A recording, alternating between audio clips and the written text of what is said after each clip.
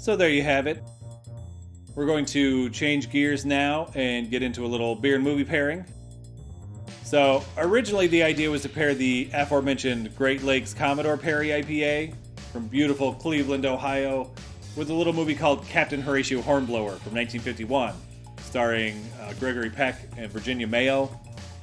I was going to talk about how having Gregory Peck as this English captain was kind of like drinking an English IPA from an American craft brewer, and how historical accuracy only matters if the end product is solid. And besides, who doesn't love Gregory Peck? From To Kill a Mockingbird, to The Omen, to Roman Holiday, to 2 different Cape Fears, the man is a legend.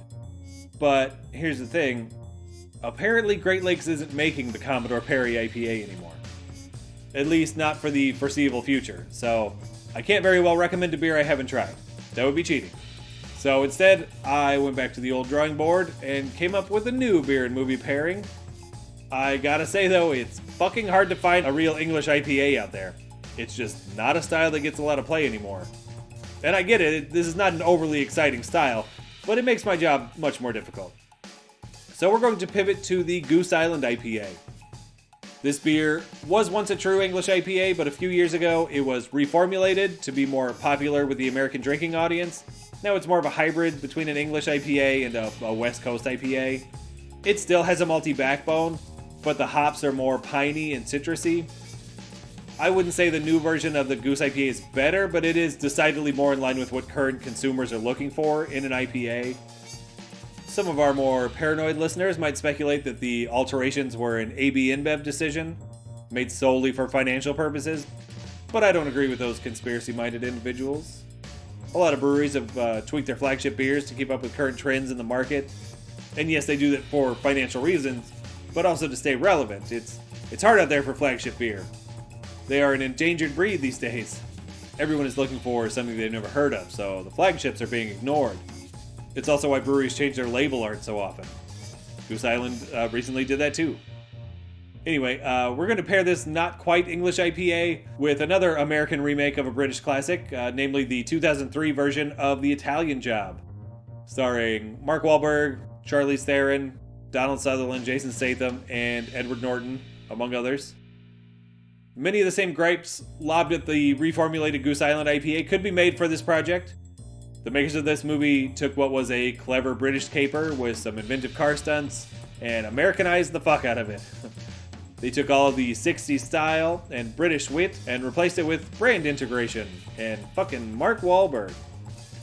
If you haven't seen it, and I'm guessing most of you haven't, the original version of The Italian Job from 1969 stars Michael Caine, Noel Coward, and everyone's favorite British pervert, Benny Hill. It's not a great movie.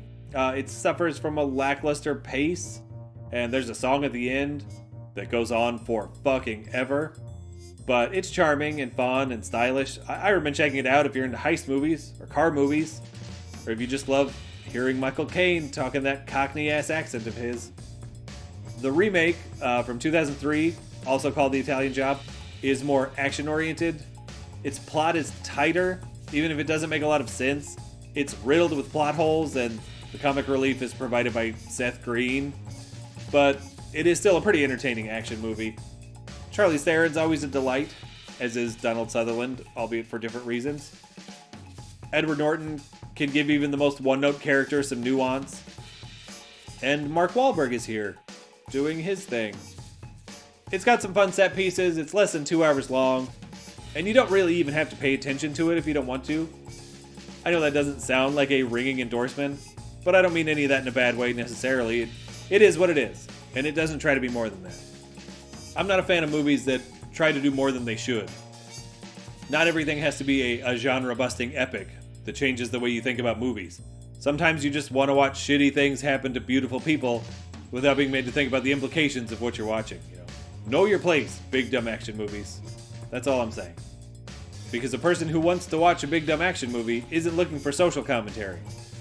Just like the person who wants to watch a kids movie isn't looking to have the shit scared out of them for no reason. Talking to you, Willy Wonka and the Chocolate Factory. My main issue with The Italian Job is how it is essentially just a really long car commercial. Both versions, this one and the 1969 version, feature Mini Coopers, but there wasn't any such thing as brand integration in 1969. In 2003, however, we were all about brand synergy. Why make a movie featuring a bunch of cool cars if you can't use the movie to sell said cars? And that kind of shit just rubs me the wrong way. I'm not naive, I'm fully aware that this kind of thing happens all the time. But when it's done without any attempt at subtlety, just right up in your face, it gets to me. Michael Bay is one of the worst offenders when it comes to blatant product placement. He's one of the worst offenders in a lot of categories, but his brand integration is obscene, bordering on pornographic. This movie isn't as bad as, Transformers with its fucking Mountain Dew vending machine transformer, but it is bad enough that it takes me out of the movie. I don't want to watch a fucking commercial in the middle of my movie. I don't feel like that's too much to ask, but I guess that's the price you have to pay to watch things blow up on the big screen. So yeah, it's a movie with a money counter for a heart, essentially. Not that I expect rigid artistic merit from a Mark Wahlberg action movie, I don't, but I would appreciate a more earnest attempt to conceal that fact from me. It's a Hollywood movie, they're supposed to be good at duplicity. Being this blatant is just lazy. It's hard, to respect any kind of so-called artist that operates purely for financial reasons. Just ask the folks at Goose Island. They caught all kinds of shit for selling out to AB InBev. Lots of people blame them for opening the floodgates, leading to tons of other craft breweries being bought out. They're going to be fighting that perception for a long time. There's a book out there with the cumbersome title, Barrel Aged Stout and Selling Out, Goose Island, Anheuser-Busch, and How Craft Beer Became Big Business. And sure, Goose Island IPA probably has more tap handles than any other IPA in the country as a result of their buyout. But it's gotta suck to lose the respect of your peers like that. At least when movie stars sell out, they aren't shunned by their industry. People don't write fucking books blaming them for tainting the good thing they had going. But regardless of what it was before, Goose Island is now part of the big beer machine. Anheuser-Busch can do what they like with that brand. They can parade it around and show the world that they can make craft beers too. They can make Goose Island IPA the official sponsor of bog snorkeling if they want. Yes, that's a real thing. Look it up. And yeah, that's about it for our pairing. It's not my best, but like I said, I had to change gears at the last second there. The pairing works, but it's an okay beer paired with a mediocre movie, so, it could have been better in that regard. Captain Horatio Hornblower is a way better movie in my opinion, but it's all very arbitrary. You might really like The Italian Job. It's fun enough, whatever. They can't all be great, is what I'm saying. Some beers just aren't that spectacular. If this one didn't do it for you, I have good news. There's always next time.